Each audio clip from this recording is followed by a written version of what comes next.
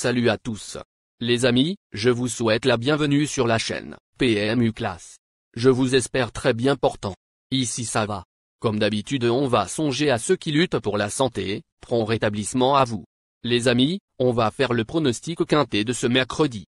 Pour 7 à 10 ans inclus, n'ayant pas gagné 200 000. Sont seuls admis à participer à cette épreuve les chevaux n'ayant pas, dans les 12 mois précédant la course, été classés, au trot attelé, premier, deuxième ou troisième d'une épreuve de groupe 1. Chers amis parieurs, les chevaux favoris et plus ou moins incontournables du quintet du jour. Nous avions eu aussi les avis des entraîneurs, des jockeys, et des spécialistes du PMU pour vous. Donc les amis, prenez note, et faire votre choix à la fin de vidéo. Les détails de leur performance à suivre. En tête de notre sélection quintet le numéro 1. Aura notre préférence. Ce sera une première à Mokanchi pour ce sujet, certes d'origine française, qui a débuté sa carrière en Suède. Passé sous la férule d'Éric Bondo, il évolue sur notre sol depuis un an et aligne les podiums. En pole position et associé à Éric Raffin, qui le connaît, et c'est une base incontournable. Plus d'informations sur son état actuel à l'entraînement avec Éric Bondo, entraîneur. Il s'explique. Bite Coin d'Arc, 1, travaille plaisamment le matin depuis sa 3e place du 22 septembre à Vincennes. Il va démarrer avec un numéro qui va tout à fait lui convenir. Dans ces conditions, je le vois prêt à jouer l'une des 5 premières places. On enchaîne avec notre deuxième base solide du quintet de ce mercredi. Numéro 7. Elle affiche 100% de réussite à Mokanchi, avec une victoire, sur le tracé, et une place, 2850m. Excepté une disqualification, elle n'est pas sortie du podium lors de ses 6 dernières sorties. Pierre Ouel la connaît bien et son entourage fait preuve d'un certain optimisme. Obligé d'y croire. On se renseigne davantage avec Virginie Moquet, entraîneur. Il s'explique. Elle est d'Ourville, 7, travaille bien et se présente en très bonne forme physique. Dommage d'avoir à composer avec ce numéro défavorable à l'extérieur. J'espère que nous pourrons malgré tout profiter d'une course favorable. Je la sais capable de fournir sa meilleure valeur. Chers parieurs, la dernière minute du quintet de ce mercredi. Numéro 9. Ce sera une première à Mokanchi pour ce sujet d'origine scandinave qui se partage désormais entre la Suède et la France. En vue l'hiver dernier à Vincennes, il est à suivre dès son retour sur notre sol, d'autant que son mentor fait appel à Benjamin Rochard pour le driver. À retenir au plus de précision avec Anne-Christin Rasmussen, responsable en France de l'écurie Vestholm. Il s'explique. Santo de Castella, 9, est arrivé en France depuis quelques jours et semble s'être bien acclimaté. Il vient de fournir de bonnes valeurs en Suède et est prêt à bien faire. Nous avons un bon dos pour démarrer derrière l'Autostar. Nous le pensons opérationnel pour jouer les bonnes places. Les amis, soyez sympas. Faites ce simple geste encouragement, ça nous donne la force dans la recherche. Je termine la vidéo avec mon champ réduit. Restez jusqu'à la fin de la vidéo pour découvrir mon champ réduit. Les amis, suite de la sélection pour compléter notre ticket. On entame avec notre trouble fête incontournable du quintet de ce mercredi. Numéro 5. Ce sera une première à Mokanchi pour ce sujet qui se partage entre la France et la Belgique. Le profil ne devrait pas le perturber.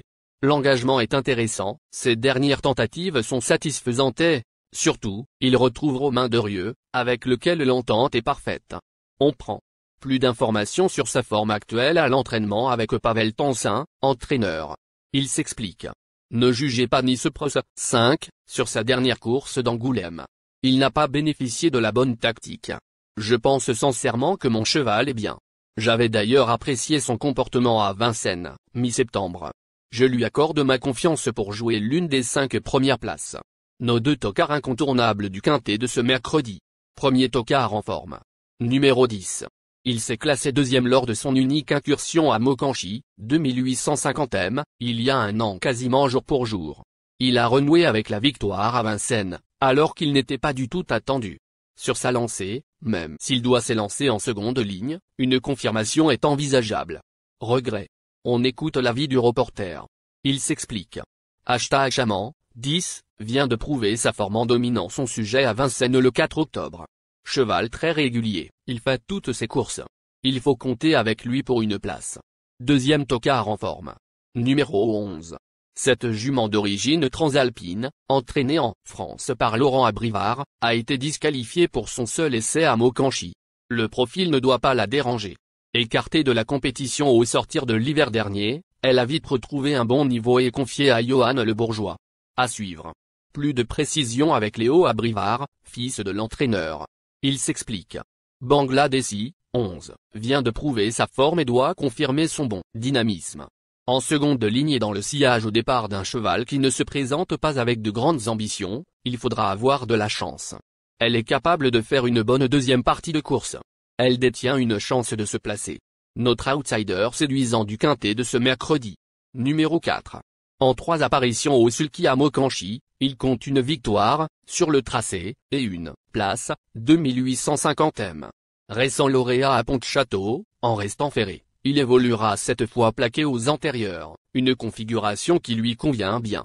Une place est largement dans ses cordes. Plus de précision avec Fabien Jans, entraîneur et driver. Il s'explique.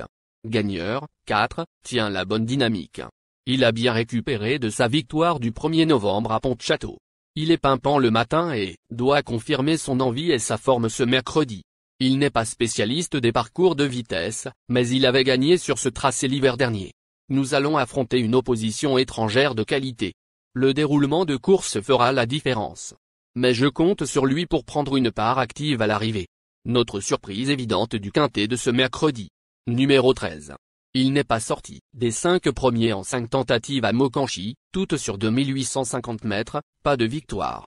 Il reste sur 2 sorties en demi-teinte à Vincennes, en compagnie plus relevée, et ne doit surtout pas être condamné.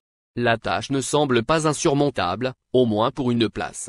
On écoute Sébastien Ouivet, entraîneur et driver. Il s'explique. Hardecker, 13, n'était pas dans le bon wagon sur la courte distance de Vincennes. Il a reculé et ce n'était pas évident pour lui de se relancer. Il est en forme. Tout dépendra du parcours. Avec un trafic à notre avantage, il est capable de... Chers amis, l'heure du choix. La recherche des meilleures chances du jour. Chers amis parieurs, la leçon du passé, vos vieilles techniques, vos différentes remarques, sont à réviser à l'heure du jour. Le résumé de vos connaissances en PMU, plumes et techniques, sans votre chance, vous donneront une large chance de passer à la caisse. Les improbables du quintet. Le 12, le 14. La sélection quintet du jour. Le 1, le 7, le 9, le 5, le 10, le 11, le 4, le 13.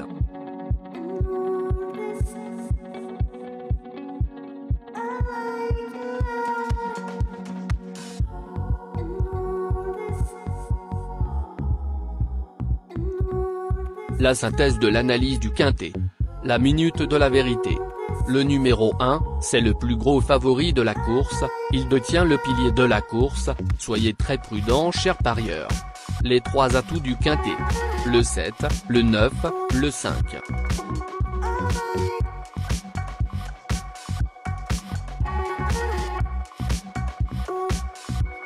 Nos propositions de tickets du jour, chers amis parieurs.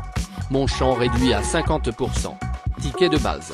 1, le 9, le 7, le 5, le 11. Ticket de folie. 1, le 12. Et le 1, le 14. Ticket de couverture. 1, le 9.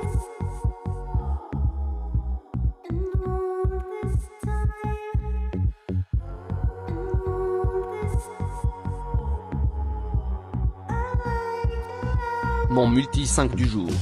1, le 11. Associé au grand carnet. Le 7, le 9, le 5, le 10, le 4, le 13, le 14, le 12. Merci les amis. Bon jeu à tous. À très bientôt pour la prochaine course. Bye.